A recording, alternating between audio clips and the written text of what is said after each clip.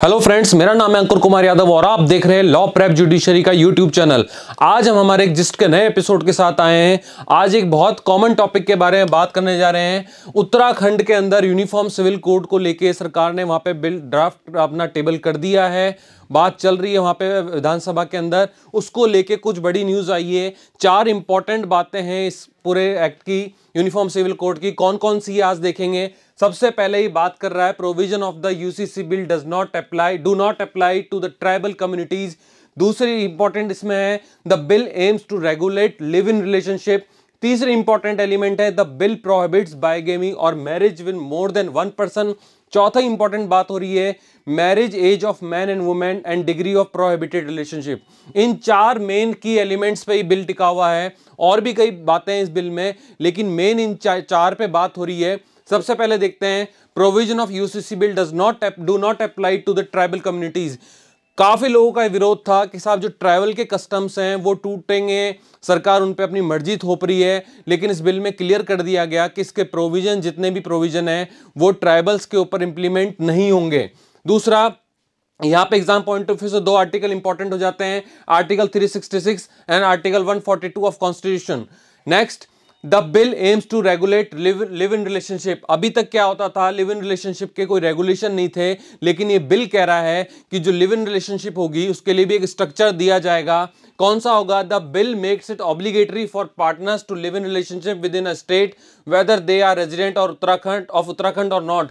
कोई मैटर नहीं है वो रेजिडेंट उत्तराखंड के हैं या नहीं है, लेकिन अगर वो वहां रह रहे हैं और लिव इन रिलेशनशिप में हैं तो उनको इस एक्ट के अंदर आना पड़ेगा। क्या कह रहा है ये act? Submit a statement of live-in relationship under subsection 1 of section 381 to the registrar within whose jurisdiction they are living। जो भी उनके रजिस्ट्रार है, जहां पे भी वो रह रहे हैं, जो भी रजिस्ट्रार उनके जो जिसके अंडर में वो आते हैं, वहां पे उनको रिपोर्ट करना होगा के वो लिव इन रिलेशनशिप में रहते हैं। अगर ये सब पाया गया कि वो लिव इन रिलेशनशिप में रह रहे हैं और रिपोर्ट नहीं करा है तो इसको गैर कानूनी माना जाएगा।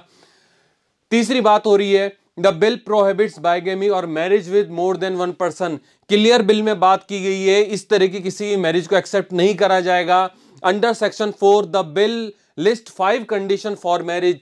5 कंडीशंस रखी गई हैं। इट सेज अ मैरिज में बी सब solemnized or contracted between a man or woman if those conditions are fulfilled। अगर वो कंडीशन पूरी होती हैं जो 5 रखी गई हैं तभी इसको वैलिड मैरिज माना जाएगा। बाईगेमी को अलाउ नहीं करा जाएगा, marriage with more than one person को अलाउ नहीं करा जाएगा। चौथी इसमें इंपॉर्टेंट बात हो रही है marriage age of man and women. दोनों की जो एज है उसके बारे में बात की गई है। And degree of prohibited relationship exception remain. जो भी प्रोहिबिटेड रिलेशनशिप थी, जो जिनके भी शादियां नहीं हो सकती थी, जैसे कॉमन एंसेस्टर थे, उसको अभी भी कंटिन्यू रखा गया, उस शादी को वैलिड नहीं माना जाएगा। क्लियर कहा जा रहा है the bill retains the custom exception from the Hindu marriages act for married parties with in the degree of prohibited relationship. अब क्या होती है? 2 people are said to be within the degree of prohibited relationship if they share a common ancestry or they are wife husband of a common ancestor।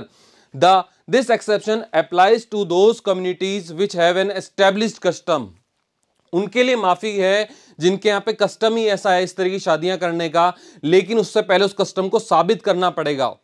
अगर साबित नहीं होता है तो इस कानून के अकॉर्डिंग उसको गलत माना जाएगा।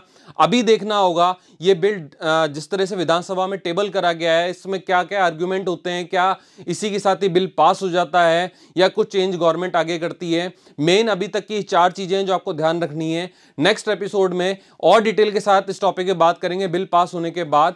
तब तक के लिए आप देखते रहिए लॉ प्रेप जुडिशरी। एक नए टॉपिक के साथ नए मैसेज में मिलेंगे, नए एपिसोड में मिलेंगे। Thank you so much.